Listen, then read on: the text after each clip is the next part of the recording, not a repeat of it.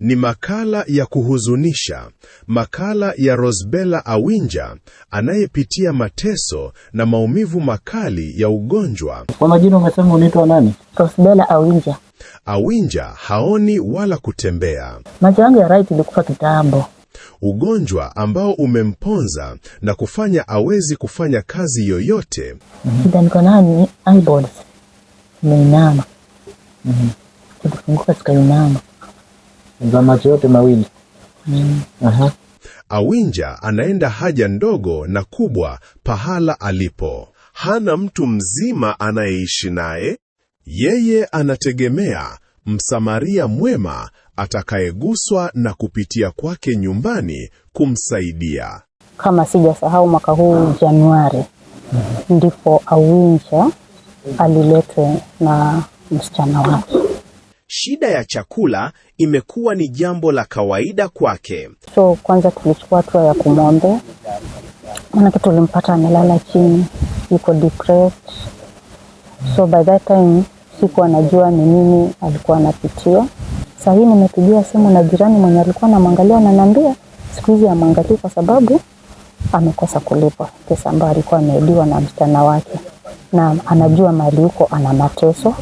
Manake possibly hakuli, haogi, hana mtu wa kumshughulikia for a week.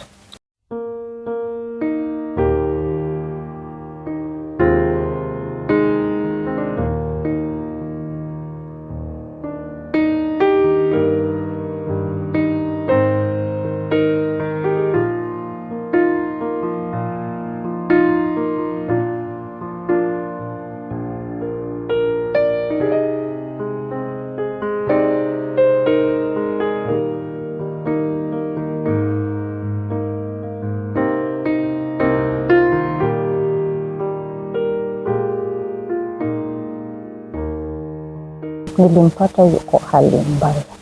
Hali mbaya ninamaanisha amejifanyia haja kubwa, ndogo.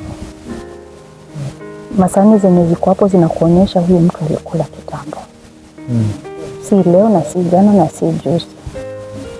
Na alikuwa amefinyika.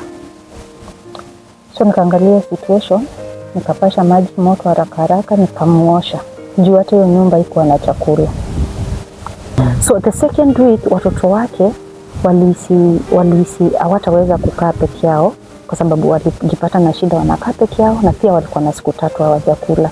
Nikitoa Awinja kwake, alikuwa amechanjwa mwili wake. Yaani ilikuwa unaona vitu sharp zimechanja mwili wake.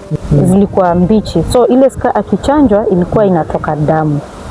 The third week akaanza kuniambia, unajua wanakuja wananiuliza kwa nini nimekuja hapa. Nikamuuliza kina nani. Akaniambia si ni wale walikuwa wananichanja. Sasa hii ninawaona wamejifunika uso lakini wako na kucha mrefu. Na ndizo wananichanja nazo. Wananiuliza unafanyaje? Kwa nini umekuja hapa? Tunazuiwa kufanya kazi yetu. Awinja anahitaji msaada mkubwa kutoka kwetu sote.